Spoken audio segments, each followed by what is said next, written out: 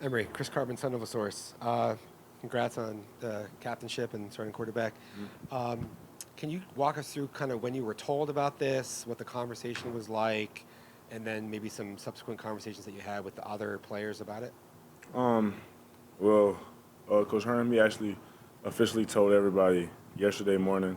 Came into our quarterback meeting room and basically just told us um, that he's going to have to pick a guy. And he told his story a couple years back of Chad Penning. He was the first round draft pick. He was with the Jets, and I think they had a losing season or whatever. And basically, um, he just needed a spark for the team, and he told Chad that he was the guy then, and he basically just told us that to let everybody else know in the room that they need to stay ready, and I mean just because they're not the guy right now doesn't mean that they won't have an opportunity to play again. He told me they're one play away from being in the game, so they just need to stay ready. What did you take from kind of the reaction that your teammates had about it? I mean they're all excited, of course. New guy coming in, they seen me work hard throughout the whole offseason, and um, I mean they just excited. They're just ready to go. We've been making some big plays in practice, so we all just ready to put it on film.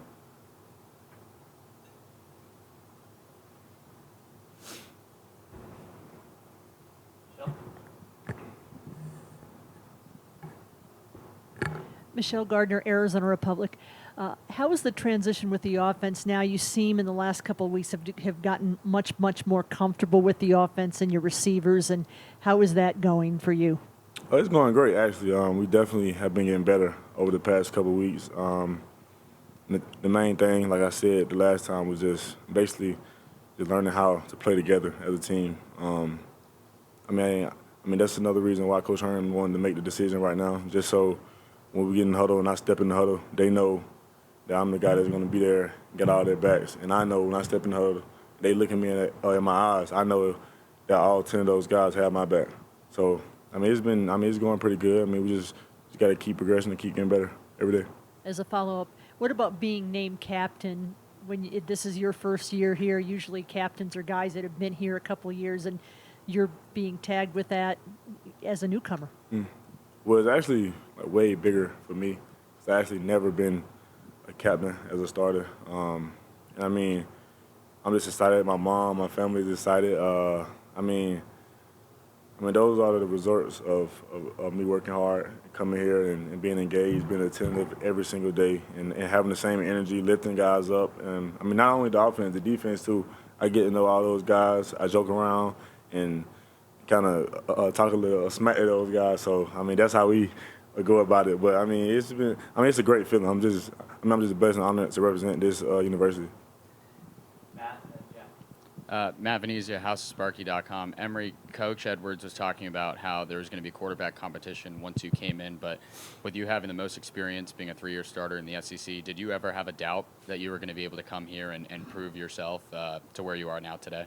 My mindset when I came here was I'm going to be the starter. That's how I conducted myself every single day in meeting rooms, in the classroom, in the weight room, just everywhere, like even around the community. Like just how I walk around, not like arrogant, but just confident in my ability and knowing that I have to show these guys the real me and the authentic me, so they like understand where I'm coming from. And I mean that's all I really did. Just had the mindset of coming in, already being a starter. And I have one more for you. As far as your confidence that you've talked about, was this something that kind of maybe lifted a weight off your shoulder, or did you always feel that you were ready to go and to hear this announcement, I guess, was there a weight lifted off your shoulder, or do you still feel ready to go? Not really. I mean, I already kind of had that mindset from the jump. So, like right now, it just kind of not more pressure, but makes me want to lock in even more, be more detailed about everything I do, stay on top of my guys even more, make sure they're doing everything they need to do, so we can be successful.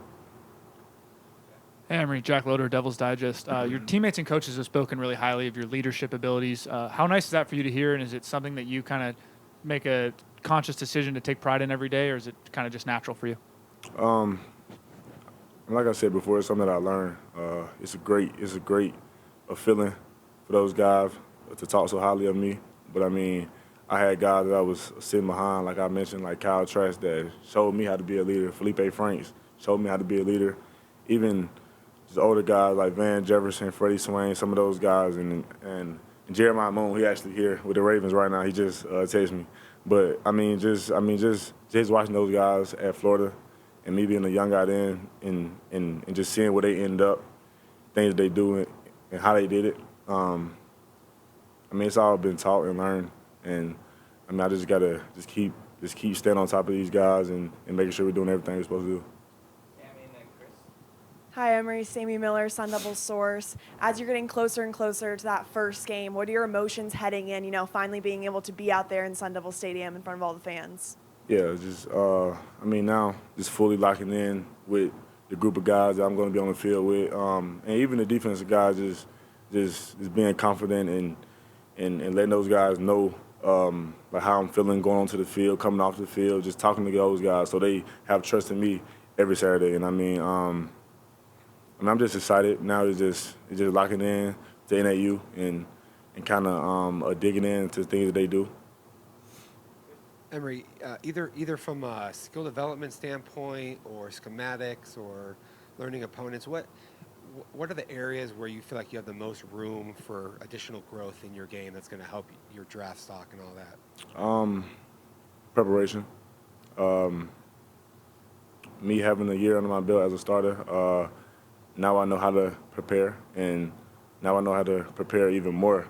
I didn't feel like last year was my best year, so just the preparation part, just knowing going into every game exactly what they're going to do, different looks, and if they do anything different, just having the poise to adjust, and even my team just making sure that we're all comfortable out there and just adjusting to any situation. So a lot of it is the film study and understanding defenses as detailed as you possibly can going into an opponent. Yeah, just being comfortable with the game plan, going through every single play myself, and they'll have a couple top coverages that they run every game, and I just sit through them and kind of play it through in my head and talk it through and be vocal with it at home by myself, or with some of the guys. Just becoming more comfortable with it and just preparing.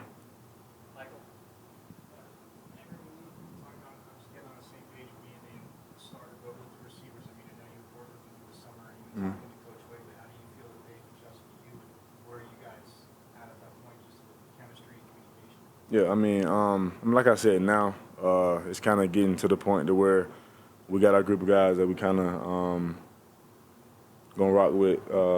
We sub a lot of guys at receiver, but I get a lot of work in with those guys, and I have this fall camp, and just building every single day, stacking the great days on top of each other, and just become more comfortable with each other. Jake Seymour, Cronkite Sports. Emory, as you have put 3 weeks into fall camp and now with 2 weeks ahead of you, how comfortable are you with the offense compared to when you first started? Like right now, I feel like I kind of been in the offense for a while now. Just, all the work I put in to make myself comfortable with running every single play. Like I said, being vocal at home. We huddle now, so it's kind of different for me coming from Florida. Just talking the plays through at home. Just playing every play in my head. So, I put a lot of work. And, these guys push me. They put a lot on my plate. The coaches put a lot on my plate for me to be able to run this team. So, that's my responsibility right now. Emory at Florida, playing a lot in the option and running the football out of the backfield. When you come here now to Tempe, are there some similarities in this playbook with Coach Glenn Thomas that you had while you're at Florida, and even some differences that you're excited to use for yourself to see a different part of your game develop? Yeah, definitely. The offense is actually very similar. We just run a lot more under center stuff here, and it's a couple plays that I've taken from Florida that I really like and feel comfortable with, and we have put in our playbook, and we've been running them. They've been working and stuff like that. So I just feel like me being in a more pro-style offense, under center, actually being more vocal and communicating more, moving guys around, making checks. I feel like that's the part that I really need to become more comfortable with, and I have been, and I feel like that's really going to elevate my game. Emory, Jack Pearson, Cronkite Sports. In what area do you think that you have improved the most during this offseason? Just being more comfortable and confident, being more vocal to my team. I mean, it's kind of hard being a new guy coming in. And, I mean, like I said in the first interview I had about a month ago, I mean, when I first got here, I just worked my butt off about 2 weeks. I didn't really say anything. I wasn't really vocal like to the whole team, just so I really just wanted everybody to know how hard I work. And now I'm at the point to where they look up to me. They see me as a leader. They see me as a guy that come in and work and have that energy every day. So when they get around me, they want to live up and hold up that standard.